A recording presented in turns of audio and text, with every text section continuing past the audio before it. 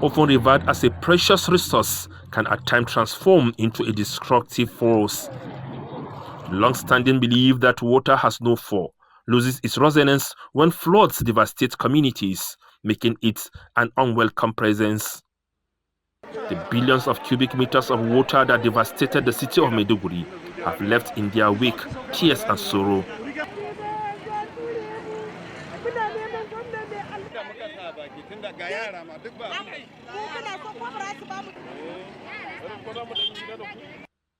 The water, traveling approximately 20 kilometers from the Lau Dam, disseminated thousands of hectares of farmland before reaching the residential areas. This isn't a river or lake, but rather a cowpea plantation that succumbed to the flood. The children of the farmers noted the presence of fish in the flooded waters. Some of them are now striving to catch a few. Our grandparents told us over 300 years they have not experienced this flood. We are not fishermen.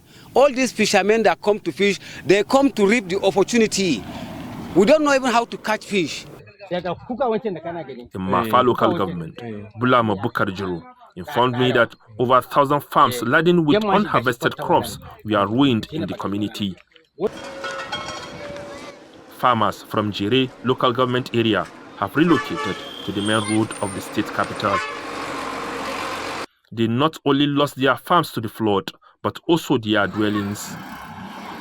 The main road is now serving as their sleeping quarters and kitchen. During my visit, I encountered these three individuals jointly preparing breakfast. We are irrigation farmers and our houses, all our water destroys. That's why we are racing in here. My family and our people, all they are living in here, sir.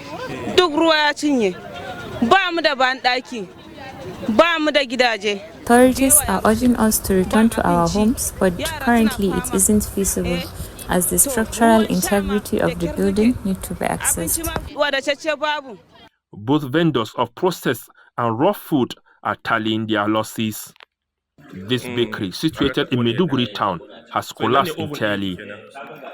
Jimre John, the manager of the bakery, said prior to the flood, the bakery was processing more than 18 bags of flour daily. We lost all our ingredients to the flood, summing up to over 20 million naira, he says. I asked the state governor, Professor Babagana Umar Zulum, on whether the state was on the brink of a food crisis.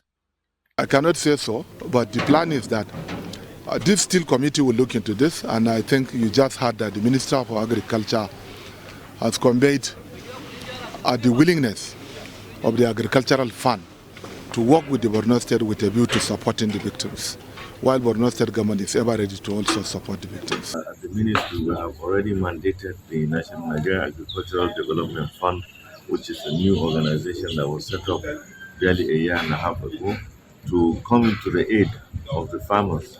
That fund was set up to address some of these issues in terms of increased ramping up production of agriculture, but at the same time to see where, if there are issues like this, where there's intervention that is needed to boost agricultural production. While the flood waters gradually subside, hundreds remain in camps, while others are temporarily residing with relatives and friends. The management, sustenance, and rehousing of the displaced individuals back in their homes persists as a formidable challenge for the government.